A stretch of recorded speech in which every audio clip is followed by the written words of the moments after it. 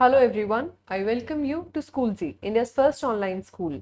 मेरा नाम है अमृत कौर पिलानिया और मैं हूँ आपकी हिस्ट्री टीचर। हम करेंगे क्लास 7th हिस्ट्री का चैप्टर 3 जिसका नाम है क्या, दिल्ली सुल्तान्स। ठीक है। In chapter 2 we saw that regions like the Kaveri Delta became the center of large kingdoms. आप चैप्टर 2 में 9th 10th सेंचुरी की हिस्ट्री पढ़कर आए हैं। चोलास के बारे में पढ़ा आपने, राष्ट्रकूटास के बारे में पढ़ा, गुर्जर प्रतिहारों के बारे में पढ़ा, पाल के बारे में पढ़ा, लेकिन क्या आपने दिल्ली का जिक्र सुना? No. Did you notice that there was no mention of kingdom with Delhi as its capital? That was because Delhi became an important city only in the 12th century. यानी चोलास की जब हम बात कर रहे थे वो 9वीं 10वीं शताब्दी की बात थी, लेकिन उसके तकरीबन 150-200 साल के बाद जाकर हम ये कह सकते हैं कि दिल्ली जो है वो एक इम्पॉर्टेंट प्लेस बनती है, एक इम्पॉर्टेंट सिटी बनती है। उससे पहले दिल्ली इम्पॉर्टेंट सिटी नहीं थी। Take a look at table 1, ये वाली जो है इसको हम देखेंगे एक बार, पहले ये पढ़ लेते हैं। Delhi first became the capital of a kingdom under the Tomar Rajputs, who were defeated in the middle of the 12th century by Chauhans. यानी सबसे पहले दिल्ली को फेमस किसने बनाया? यहाँ पे क्रोनोलॉजी लिख लेते हैं। सबसे पहले दिल्ली को अपनी कैपिटल बनाया तोमर्स ने, यानी तोमराज ने। ठीक है। उनको फिर हराया किसने? चौहान्स ने, जिसको हम चहामनाज भी कहते हैं। जब चौहान्स पावर में थे उसके बाद क्या होता है, आगे पढ़ लेते हैं। Also referred to as Chahamanas of Ajmer, it was under the Tomars and Chauhans that Delhi became an important commercial center. Commercial center का क्या मतलब होता है भाई? यानी व्यापार की दृष्टि से बहुत इंपॉर्टेंट हो गया दिल्ली, वो एक व्यापारिक हब बन गया, एक बिजनेस हब बन गया। ठीक है। Many rich Jain merchants lived in the city and constructed several temples. Jain कौन सी कास्ट होती है भाई? जैन ऐसे लोग होते हैं जो बिजनेस करते हैं जनरली। सो ये जो बिजनेसमैन थे, इन्होंने, ये जैन्स थे, ये काफी सारे आके लोग ये दिल्ली में सेटल हुए, इन्होंने बहुत सारे जैन टेम्पल्स भी बनवाए। Coins minted here were called Dehliwal and had a wide circulation. अब आपका डायरेक्ट यहाँ से एक क्वेश्चन उठ सकता है कि भाई जो कॉइन्स दिल्ली में तोमरों के अंडर चलाए जाते थे उनका क्या नाम है? तो यहाँ पे आप स्टार लगा के लिख लीजिए कि ये बहुत ज्यादा इंपॉर्टेंट है। दिल्ली वाल क्या है? वो कॉइन्स हैं जो तोमरों के अंडर दिल्ली में चलते थे, तोमर शासकों के रूल के टाइम पे दिल्ली में चलाए जाते थे। The transformation of Delhi into a capital that controlled vast areas of the subcontinent started with the foundation of Delhi Sultanate in the beginning of 13th century. अब इसके कुछ डेकेड्स आगे जाओ आप तो आपको पता चलेगा कि दिल्ली सल्तनत की शुरुआत होती है। दिल्ली सल्तनत की शुरुआत होती है और इसमें 5 डायनेस्टीज आएंगी तकरीबन 300-350 साल के पीरियड के अंदर। ठीक है। सो ये जो 5 डायनेस्टीज हैं इनको हम डिस्कस करेंगे। इनमें से जो मोस्ट इंपॉर्टेंट राजा हुए हैं उनको हम डिस्कस करेंगे। लेकिन इसकी स्थापना 13th सेंचुरी में होती है। 13th सेंचुरी का मतलब क्या है? 1201 से लेकर 1299 तक का जो टाइम है इसको हम 13th सेंचुरी कहते हैं। समझे आप? तो यानी दिल्ली सल्तनत की शुरुआत इस टाइम पीरियड के बीच में होती है। इन 100 सालों में दिल्ली सल्तनत की शुरुआत होती है। कुछ dynasties that together make the Delhi सल्तनत। दिल्ली सल्तनत के अंडर 5 डायनेस्टीज आएंगी। कौन सी डायनेस्टीज हैं भाई? मैंने आपको ओवरव्यू वाली क्लास में भी बताया था। सबसे पहली डायनेस्टी थी स्लेव डायनेस्टी। ठीक है। उसके बाद आती है आपकी खलजी डायनेस्टी, फिर आती है आपकी तुगलक डायनेस्टी, फिर आती है आपकी सैयद डायनेस्टी। ठीक है। एंड लास्ट आपकी आती है लोधी डायनेस्टी। जब लोधी डायनेस्टी के शासक दिल्ली पर रूल कर रहे थे उस टाइम पे इन पर अटैक करता है कौन? इन पर अटैक करता है बाबर। और बाबर इब्राहिम लोधी, जो आखिरी लोधी शासक था, उसको हराकर भारत में मुगल सल्तनत की स्थापना करता है। और वो जो मुगल सल्तनत है फिर वो अंग्रेजों के आने तक, यानी जब अंग्रेज भारत में बहुत ज्यादा ताकतवर हो जाते हैं उस समय तक मुगल सल्तनत ही भारत में राज करती है। सो ये हमारी पूरी एक ओवरव्यू दे दिया मैंने आपको जो मुस्लिम रूल था इंडिया में उसका। The Delhi sultans built many cities in the area that we now know as Delhi. बहुत सारे छोटे छोटे कस्बे, शहर बनाए दिल्ली नामक जगह पे, जिसको आज आप दिल्ली के नाम से जानते हैं। जिन अलग अलग मेट्रो स्टेशन को दिल्ली की मेट्रो कनेक्ट करती है वो सभी दिल्ली सल्तनत के अलग अलग शासकों ने बनवाए थे। फॉर एग्जाम्पल अगर आप यहाँ पे देखिए, ये है हौज खास। हौज खास क्या है? एक बहुत डेवलप्ड, बहुत ज़्यादा डेवलप्ड एक सिटी है, जो पढ़ाई के पर्सपेक्टिव से भी, यानी जो पोस्ट ग्रेजुएट के बच्चे कोचिंग वगैरह लेते हैं उसके लिए भी फेमस है, एंड क्लब्स वगैरह के लिए भी फेमस है। इसके अलावा सीरी बहुत इंपॉर्टेंट है, दिल्ली एक ऊन्हा बहुत इंपॉर्टेंट है, कुतुब मीनार तो आप सब जानते ही है, फिर तुगलकाबाद है यहाँ पर, यहाँ पे क्या है, ये फिरोज शाह कोटला है। यहाँ से आप देखिए आज के दिन यमुना नदी का पाथ ये है। चलो मैं थोड़ा क्लियर करके बता देती हूँ। आज के दिन यमुना नदी का रास्ता कौन सा है, ये वाला रास्ता यमुना नदी फॉलो करती है। लेकिन ये यमुना का शुरू से कोई रास्ता था नहीं, यमुना का इससे पहले जो रास्ता था वो ये था, ठीक है। आज के दिन इस जगह पर कनॉट प्लेस वगैरह बने हुए हैं, सीपी वगैरह बना हुआ है। तो कहने का मतलब ये है कि यहाँ से एक तो आपकी एक इंपॉर्टेंट बात ये आ गई कि नदियां रास्ता बदलती हैं। यमुना नदी ने खुद बहुत रास्ते बदले हैं। यमुना नदी का रास्ता बदलने की वजह से ही आज से 3-4 हजार साल पहले सरस्वती नदी सूख गई थी, ठीक है। सो वो सारी दूसरी बातें हो जाती है, पर अभी के लिए हम दिल्ली का डिस्कशन कर लेते हैं। अब दिल्ली के रूलर्स की बात कर लेते हैं। भाई सबसे पहले हम तोमर शासकों की बात करेंगे, क्योंकि तोमर शासकों ने ही दिल्ली को अपनी राजधानी बनाया था। सो तोमर शासकों में सबसे इंपॉर्टेंट शासक जो था वो था अनंगपाल। अनंगपाल का शासन काल था 1130 से 1145 तक। एग्जैक्टली याद रखने की जरूरत नहीं है, पर दिमाग में थोड़ा थोड़ा आइडिया हो जाए कि हाँ आज से 1000 साल पहले या फिर 900 साल पहले अनंगपाल रूल करता था। अनंगपाल के बाद कौन आया, पृथ्वीराज चौहान आए। पृथ्वीराज चौहान ने इस टाइम पीरियड में रूल किया। पृथ्वीराज चौहान का नाम आते ही आपके दिमाग में 2 बैटल्स आनी चाहिए, जो कि आप अपनी अगर बुक लेकर बैठे हैं तो यही लिख लीजिए। बहुत बहुत ज्यादा इंपॉर्टेंट है ये बैटल्स। सबसे पहली बैटल है फर्स्ट बैटल ऑफ तरायन। क्या है, फर्स्ट बैटल ऑफ तरायन। इसी को आप किस नाम से जानते हैं, तराउडी। आज के दिन ये जो जगह है तराइन, ये तराउडी के नाम से जानी जाती है। ये लड़ी गई थी 1191 में, किस किस के बीच में, पृथ्वीराज चौहान, मैं ऐसे लिख रही हूं, वर्सेस मोहम्मद गौरी। मोहम्मद गौरी, ठीक है। इसके अलावा जो सेकंड बैटल है वो है second battle of Tarain. Second battle of Tarain या फिर ताराउडी, और ये लड़ी गई थी 1192 में। किस किस के बीच, फिर से पृथ्वीराज चौहान और मोहम्मद गौरी के बीच। लेकिन फर्क क्या है, फर्स्ट बैटल ऑफ तरायन में पृथ्वीराज चौहान की विजय होती है, पृथ्वीराज चौहान जीत जाते हैं। लेकिन सेकंड बैटल ऑफ तरायन में यहाँ पे मोहम्मद गौरी जीतते हैं। और वहीं वहीं से शुरुआत होती है भारत में बिल्कुल स्टेबल मुस्लिम रूल की, यानी मुस्लिम शासक आकर फिर अगले कुछ 700-800 साल तक भारत पर राज करेंगे, जब तक कि अंग्रेज नहीं आ जाते अपना मतलब अपना फायदा यहाँ से निकालने के लिए। उसके बाद क्या होता है कि पृथ्वीराज चौहान को हराते हैं मोहम्मद गौरी। मोहम्मद गौरी की मृत्यु होती है 1206 के आसपास। 1206 में जब उनकी मृत्यु होती है तो उनका कोई उत्तराधिकारी नहीं था, यानी कोई उनको फॉलो करने के लिए उनका कोई बच्चा नहीं था जो आगे पूरी सल्तनत पर राजा बनकर बैठ सके। तो वो क्या करते हैं, अपने 5 जो सबसे ट्रस्टेड जनरल्स थे, आर्मी जनरल्स, जनरल हो गए वैसे हैं तो ये नौकर ही ना, है तो ये किसके, मोहम्मद गौरी के नौकर ही हैं। और ये जो 5 जनरल्स थे उनमें से एक जनरल था कुतुबुद्दीन ऐबक। सो कुतुबुद्दीन ऐबक बेसिकली है क्या, स्लेव है मोहम्मद गौरी का, जो मोहम्मद गौरी के नाम पे राज करता है, ठीक है। सो कुतुबुद्दीन ऐबक ने स्थापना की एक डायनेस्टी की, जिसको हम क्या कहते हैं, स्लेव डायनेस्टी। ये टर्किश रूलर्स थे स्टार्टिंग के। कुतुबुद्दीन ऐबक की जब मृत्यु होती है 1210 में, तो उसके बाद इनका दामाद, इनकी बेटी का हस्बैंड इल्तुतमिश यहाँ पर राजा बनता है, और वो तकरीबन 26 साल के लिए यहाँ पर राज करता है। जब इल्तुतमिश मर जाता है, मरने वाला होता है, तो उसे समझ में आता है कि उसकी औलादों में से कोई भी उसकी औलाद इतनी केपेबल नहीं है कि वो लड़के जो है, लड़कों में से कोई उनका बेटा इतना केपेबल नहीं था जो पूरी सल्तनत को संभाल सके। तो वो मरने से पहले रजिया को, यानी जो उनकी बेटी थी, उसको सुल्तान बना जाते हैं, और 1236 में रजिया जो है सुल्तान बनती है। रजिया इसीलिए भारत की पहली सुल्तान होती है, ठीक है। और वो 4 साल तक रूल करती है, उसके बाद उनकी हत्या कर दी जाती है। उसके बाद काफी सारे रजिया के ही भाई 2-2, 3-3 साल के पीरियड के लिए रूल करते हैं, बट एक स्टेबल रूलर आता है गयासुद्दीन बलबन। वो 1266 से 1287 तक रूल करता है। सो अगर आपसे कोई पूछे कि स्लेव डायनेस्टी, अगर कोई पूछे कि स्लेव डायनेस्टी कब से कब तक रूल करती थी भैया, तो स्लेव डायनेस्टी का रूल माना जाता है 1206 से 1287 तक, 1206 से 1287 तक, ठीक है। ये लिख लो आप लोग, बहुत इंपॉर्टेंट पॉइंट है, 1287।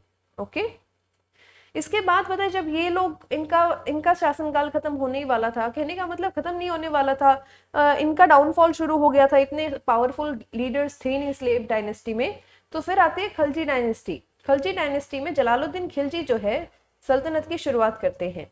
जलालुद्दीन खिलजी 6 ही साल रूल कर पाते हैं, उसके बाद इनकी हत्या कर दी जाती है और इन्हीं के रिश्तेदार अलाउद्दीन खिलजी राजा बनते हैं। अलाउद्दीन खिलजी 1296 से 1316 तक यानी तकरीबन कितने 20 ईयर्स के लिए रूल कर पाते हैं। एंड अलाउद्दीन खिलजी से ही रिलेटेड है आपकी एक मूवी जो कि बहुत प्रसिद्ध हुई थी जिसका नाम है पद्मावत। उसमें इनकी छवि जो दिखाई गई है वो मतलब ऐसे ही काम करते थे, ये अटैक्स वगैरह बहुत करते थे अपने एम्पायर को एक्सपैंड करने के लिए। उसके बाद आती है हमारी तुगलक डायनेस्टी। तुगलक डायनेस्टी की शुरुआत 1320 में होती है और ये 1414 तक रूल करती है। इसमें मेनली 3 इंपॉर्टेंट रूलर्स आते हैं, गयासुद्दीन तुगलक, मोहम्मद तुगलक एंड फिरोज शाह तुगलक। ये 3 रूलर्स है, ठीक है। इनका टाइम पीरियड याद करने की जरूरत नहीं है, बस ये याद कर लो, गयासुद्दीन तुगलक, मोहम्मद तुगलक एंड फिरोज शाह तुगलक। फिर अगली जो डायनेस्टी आती है वो है सैयद डायनेस्टी, जो कुछ 31 साल के लिए रूल कर पाती है। 1414 से लेकर 1491 तक, 1414 से लेकर 1451 तक ये रूल करते हैं और इसमें एक ही इंपॉर्टेंट रूलर होते हैं जिनका नाम है खिज्र खान, ठीक है। फिर इनको हराकर एक नई डायनेस्टी की स्थापना होती है जो कि है लोधी डायनेस्टी। देखिए ये दिल्ली सल्तनत की आखिरी डायनेस्टी होने वाली है। दिल्ली लोधी डायनेस्टी में बहलोल लोधी, बख्तियार लोधी और एक और है जो कि है कौन, इब्राहिम लोधी। इब्राहिम लोधी हैं जो इनके आखिरी रूलर होते हैं और 1526 में इब्राहिम लोधी पावर में थे जब इन पर अटैक करते हैं बाबर एंड यहां से फिर स्थापना होती है मुगल सल्तनत की। सो आई होप मैंने काफी क्लियर कर दिया है, इसमें आपको कोई कंफ्यूजन नहीं होना चाहिए क्रोनोलॉजी में, कौन सा राजा कब आया, उसके बाद कौन आया, किसने किसको हराया, कौन से इंपॉर्टेंट राजा हैं, ये सारी बातें आपको समझ में आ गई होंगी। अब एक बार पढ़ लेते हैं। Finding out about Delhi sultans, although inscriptions, coins and architecture provide a lot of information, especially valuable are histories or तारीख or called tawarikh written in Persian, the language of administration under the Delhi sultans. अब Delhi sultans जब भारत में राज करते थे तो वो कौन सी भाषा का प्रयोग करते थे, वो भाषा जिसका वो प्रयोग करते थे वो थी पर्शियन। पर्शियन में बहुत सारा इतिहास हमें मिला है जिसको हम क्या कहते हैं, तारीख या फिर तवारिख। इसी से हमें ज्यादा इंफॉर्मेशन मिलती है कि उस टाइम का एडमिनिस्ट्रेशन कैसा था, कौन सा राजा अच्छा था, कौन सा राजा बहुत कट्टर था, कौन से राजा की पॉलिसीज बहुत अच्छी थी अपनी जनता के लिए, ये सारी बातें, ठीक है। The authors of Tawarikh were learned man. Learned man बोले तो बहुत पढ़े लिखे लोग थे जो तवारिख लिखते थे। Secretaries, administrators, poets and courtiers who both recounted events and advised rulers on governance, emphasizing the importance of just rule। देखिए जो भी ये तवारीख लिखते थे ना वो बहुत पढ़े लिखे इंसान हुआ करते थे और वो ना सिर्फ जो राजा करता है उस चीज को नोट डाउन करते थे, वो राजा को सजेशंस भी देते थे, रिकमेंड भी करते थे कि आप ऐसा कर लो तो जनता ज्यादा खुश हो जाएगी, आप ऐसा कर लो तो फिर मतलब ये ज्यादा जस्टफुल वे है, आपको एक राजा की तरह ज्यादा शोभा देता है। क्योंकि एक राजा का काम क्या होता है, एक जस्टिफाइड वे में, एक बहुत ही न्यायप्रिय तरीके से अपने कर्मों का पालन करना, यही राजा का कर्तव्य होता है। तो उस चीज में भी ये पढ़े लिखे लोग जो तवारीख लिखते थे ये राजा की सहायता करते थे, ठीक है।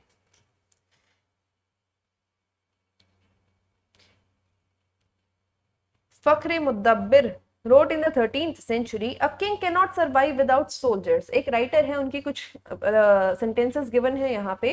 वो क्या कहते हैं फख्र ए मुदब्बिर कि a king cannot survive without soldiers, कि एक राजा अपने सैनिकों के बिना जीवित नहीं रह सकता, सर्वाइव नहीं कर सकता। And soldiers cannot live without salaries, और सोल्जर्स यानी हमारे जो सैनिक हैं उनको क्या चाहिए, उनको चाहिए तनख्वाह। Salaries come from the revenue collected from pageants. अब सैलरीज कहाँ से आएंगी, उस टैक्स से आएंगी जो राजा किसानों से वसूलता है, उस कर से आएंगी जो राजा किसानों से वसूल रहा है। But peasants can pay revenue only when they are prosperous and happy. लेकिन किसान रेवेन्यू या फिर टैक्स पे कब करेंगे, जब वो बहुत ज्यादा अच्छे से अपनी फसल को उगा पाएंगे, बहुत ज्यादा रेवेन्यू वो उगा पाएंगे, तभी वो आगे पे कर पाएंगे। This happens when the king promotes justice and honest governance. और ऐसा कब होगा, किसान सबसे ज्यादा खुश और अपने काम के लिए इच्छुक कब होगा, जब उसको एक जस्टिस वाला एनवायरनमेंट मिलेगा। इसीलिए राजा का न्याय प्रिय होना बहुत बहुत आवश्यक है, ताकि किसान खुश रह सके। किसान खुश होंगे तो उनकी फसल ज्यादा अच्छी होगी, फसल अच्छी होगी तो स्टेट को रेवेन्यू ज्यादा मिलेगा, रेवेन्यू ज्यादा मिलेगा तो आर्मी को टैक्स सैलरी देने के लिए ज्यादा पैसे होंगे, आर्मी को सैलरी देने के लिए ज्यादा पैसे होंगे तो बड़ी सी आर्मी एक राजा मेंटेन कर सकता है। जितनी ज्यादा बड़ी आर्मी उतना ज्यादा पावरफुल राजा। ठीक है। Keep the following additional details in mind. The authors of Tawarik lived in cities, mainly Delhi, and hardly ever in villages. एक कुछ बातें हैं जो ध्यान में रखना बहुत जरूरी है जब भी आप तवारिक पढ़ते हैं। तो जब भी आप तवारिक पढ़े तो आपको पता होना चाहिए कि जो तवारिक लिखने वाले लोग थे, जो ऑथर्स थे तवारिक के, वो शहरों में ही रहते थे, वो गांव में बहुत कम जाते थे, कभी कभी जाते होंगे, अदरवाइज वो गांव विजिट नहीं करते थे। They often wrote their histories for sultans in the hope of rich rewards. वो सुल्तानों के बारे में जो इतिहास लिखते थे, वो सुल्तानों की बहुत ज्यादा तारीफ करते हुए इतिहास को लिखते थे। क्यों? क्योंकि उन्हें उम्मीद थी कि अगर हम सुल्तान की इस हिस्ट्री में, इस किताब में बहुत ज्यादा तारीफ कर देंगे तो हो सकता है कि सुल्तान हमें किसी ना किसी बहुत रिच गिफ्ट से नवाजेगा, कोई बहुत ज्यादा ही रिच हमें कोई गिफ्ट के तौर पे कोई चीज दे देगा। These authors advised rulers on the need to preserve an ideal social order based on birthright and gender distinctions. Their ideas were not shared by everybody. अब ये जो ऑथर्स थे ना, ये प्रमोट करते थे इनइक्वेलिटी। ये क्या कहते थे कि भाई हाँ, जिसका जन्म सिद्ध अधिकार है ना, उसको जन्म सिद्ध अधिकार दो। कि कोई अगर व्यक्ति ऐसा है जिसको मान लीजिए कि जन्म से ही वो किसी मंत्री का बेटा है, तो इन लोगों का मानना था, इन ऑथर्स का मानना था कि उस व्यक्ति का जन्म सिद्ध अधिकार है अपने पिताजी के बाद मंत्री बनना। इसके अलावा ये जेंडर डिस्टिंक्शंस को भी बहुत बढ़ावा देते थे, यानी कि जेंडर के बेसिस पे कि हाँ, कोई महिला है तो उसको अपॉइंट नहीं करना है, कोई पुरुष है तो उसे अपॉइंट करना है, ऐसी ऐसी बातों पर ये ज्यादा जोर दिया करते थे। इन 1236 सुल्तान इल्तुतमिश's डॉटर रजिया बिकेम सुल्तान। मैंने आपको बताया था 1236 में इल्तुतमिश की जो बेटी थी रजिया, वो सुल्तान बनती है। The chronicler of the age Minhar-e-Siraj recognized that she was more able and qualified than all her brothers. उस टाइम पे जो इतिहासकार थे, जैसे कि मिन्हाज-ए-सिराज, बहुत बहुत ज्यादा ही इम्पोर्टेंट है ये मिन्हाज-ए-सिराज। आई को बेटा पता है, संस्कृत कह रही हूँ, हिस्ट्री में आई को हमेशा ए के फॉर्म में प्रोनाउंस किया जाता है। जैसे आप हिंदी में ए लिखते हो ना, इसी तरीके से इंग्लिश में इसके लिए आई वर्ड का यूज किया जाता है। सो मिन्हाज-ए-सिराज जो थे, उनका मानना था कि उस टाइम के जो ये इतिहासकार है, उनका मानना था कि रजिया जो है वो अपने सभी भाइयों से ज्यादा काबिल थी राजा बनने के या फिर सुल्तान बनने के लिए। But he was not comfortable at having a queen as a ruler. लेकिन फिर भी मिन्हाज-ए-सिराज कंफर्टेबल नहीं थे कि एक रानी उन पर राज करे। Nor were the nobles happy at her attempts to rule independently. इसके अलावा जो मंत्रिमंडल था उस समय का, रजिया के पिताजी के द्वारा जो चलाया गया मंत्रिमंडल था, जो रजिया को एक तरीके से धरोहर के तौर पे मिला, वो मंत्रिमंडल भी रजिया के काम करने के तरीके से खुश नहीं था, क्योंकि रजिया इंडिपेंडेंट डिसीजंस लेना चाहती थी और उसके जो मंत्रिमंडल थे वो उस चीज में इंटरफेयर करना चाहते थे। वो रजिया को बिल्कुल इंडिपेंडेंटली काम करने देकर खुश नहीं थे। She was removed from the throne in 1240। 1240 में उन्हें गद्दी से हटा दिया जाता है। कैसे? उनकी हत्या कर दी जाती है। What Minhaj-e-Siraj thought about Razia. ये पढ़ लेते हैं एक बार कि मिन्हाज-ए-सिराज रजिया के बारे में क्या सोचते थे। Minhaj-e-Siraj thought that the queen ruler went against the ideal social order created by God, in which women were supposed to be subordinate to men। Minhaj-e-Siraj का मानना था कि अगर एक महिला सुल्तान बनती है तो वो सोसाइटी के ऑर्डर के अगेंस्ट है, यानी जिस तरह से भगवान ने सोसाइटी को चलाने का आदेश दिया है उसके खिलाफ है वो चीज।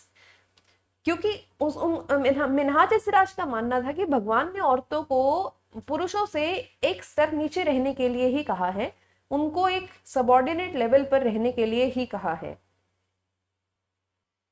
तो वो कहते थे मिन्हाज-ए-सिराज कि in the register of God's creation, की भगवान की बनाई हुई सभी चीजों में, since her account did not fall under the column of men, क्योंकि वो एक आदमी नहीं थी, how did she gain from all her excellent qualities, कि अगर वो आदमी नहीं थी तो उसमें आदमियों जैसे इतने अच्छे गुण कैसे थे, राज्य को चलाने के लिए जो गुण चाहिए होते हैं किसी शासक में, वो रजिया में कैसे आए। On her inscription and coins, Razia mentioned that she was the daughter of Sultan Iltutmish. This was in contrast to the queen, Rudrama Devi, 1262 to 1289 of the Kakatiya dynasty of Warangal, part of modern Andhra Pradesh. देखिए यहाँ पे क्या है, जो रसिया सुल्तान थी उसने अपने coins पर ये बात मेंशन की कि वो सुल्तान इल्तुतमिश की पुत्री है या फिर बेटी है, लेकिन ऑन द कॉन्ट्ररी उसी के टाइम के आसपास एक रानी थी काकातिया डायनेस्टी की आंध्र प्रदेश में वारंगल में, जिसने प्रिटेंड किया अपने कॉइन्स के थ्रू कि वो औरत है ही नहीं, वो पुरुष है। वो चाहती ही नहीं थी कि फ्यूचर की डायनेस्टीज उसे एक औरत की तरह देखे। वो चाहती थी कि आने वाली जो जनरेशन है, पीढ़ियां हैं, वो यही सोचे कि ये एक रूलर थी आज से 100, 400, 500, 1000 साल पहले जो पुरुष थी। ठीक है। Rudrama Devi changed her name on her inscriptions and pretended she was a man. एक और क्वीन का किस्सा गिवन है जिसका नाम है दिद्दा। ये कश्मीर में रूल करती थी 980 से तकरीबन 1003 तक। Her title is interesting. It comes from Didi or elder sister, and obviously affectionate term given to a loved ruler by her subjects. ये जो दिद्दा है इसका पैदाइशी नाम, इस रानी का पैदाइशी नाम दिद्दा नहीं होगा, हम मानते हैं ऐसा। इनफैक्ट ये जो टर्म दिद्दा है ये दीदी दीदी नाम के एक टर्म से डिराइव्ड है। जैसे ममता बनर्जी को सब दीदी कहते हैं ना, प्यार से कहते हैं, क्योंकि वेस्ट बंगाल की जो जनता है, मैक्सिमम जनता उन्हें प्यार करती है, पसंद करती है। इसी तरह से उस टाइम पे जो ये रानी हुई होगी, जिसका हम आज के दिन जिसे हम दिद्दा के नाम से जानते हैं, ये प्रोबेबली जनता को बहुत प्रिय होगी, जनता के बहुत करीब होगी, क्योंकि ये जनता के लिए ही काम करती थी। तो कहने का मतलब ये है कि जनता इस रानी को पसंद करती थी, इवन स्टिल कि वो आदमी नहीं, औरत थी। Express Minhaj's idea in your own words. Do you think Razia shared these ideas? Why do you think it was so difficult for a woman to be a ruler? क्योंकि ये social order का हिस्सा नहीं था। कई हजार साल तक आदमियों ने ट्राई किया है, जो मेल जेंडर है उसने ट्राई किया है सभी रिलीजन्स में कि वो औरतों से थोड़ा सा ऊपर रह सके, क्योंकि फिजिकली आदमी जो है कंप्लीटली जब ग्रो अप हो जाता है तो वो औरत से थोड़ा सा फिजिकली स्ट्रांग होता है। सो वो अपनी पावर एसर्ट करने की कोशिश करता है। ओवर द सेंचुरीज उन्होंने ऐसे रूल्स बनाए, ऐसे रेगुलेशंस लगाए औरतों के ऊपर, जिसकी वजह से औरतें घर ही घर में रेस्ट्रिक्ट होकर रह गई। बट ये तकरीबन पिछले 50-70 साल से चेंज हो रहा है, ग्रेजुअली चेंज हो रहा है, स्टेप बाय स्टेप इसमें बदलाव आ रहे हैं। एक दिन में, एक रात में कुछ नहीं बदलता, but slowly things are changing. लेकिन आज से देखिए, आज के दिन किसी का भारत में सिर्फ एक फीमेल प्रेसिडेंट हुई है, वो भी प्रतिभा पाटिल। उसके अलावा कोई भी भारत में फीमेल प्रेसिडेंट नहीं हुई है। प्राइम मिनिस्टर्स में देखिए कितनी फीमेल प्राइम मिनिस्टर्स आई है, मेरे ख्याल से एक इंदिरा गांधी ही है जो फीमेल प्राइम मिनिस्टर है। यूनाइटेड स्टेट्स ऑफ अमेरिका में आज तक मेरे ख्याल से कोई भी फीमेल प्रेसिडेंट नहीं आई है। सो अब देखिए कितना ज्यादा ये जो पेट्रियार्की है ये डीप रूटेड है हमारी सोसाइटी में। आज के दिन वुमेन को पावर में आना इतना मुश्किल है। सोचिए आज से 1000 साल पहले, 800 साल पहले किसी स्त्री के लिए सुल्तान बनना कितना मुश्किल रहा होगा, उसे लोगों ने कितना क्रिटिसाइज किया होगा। सो यही सारी बातें थी, इसी के साथ हम करते हैं इस क्लास का अंत। ओके, जो नेक्स्ट टॉपिक है from garrison town to empire, ये हम अगले क्लास में डिस्कस करेंगे। So this class was presented to you by SchoolJi, India's first online school. मेरा नाम है अमृत कौर पिलानिया। हम मिलेंगे नेक्स्ट क्लास में, तब तक के लिए आप अपना ध्यान रखिए, अपने प्रियजनों का ध्यान रखिए, पढ़ते रहिए, and thank you and bye bye.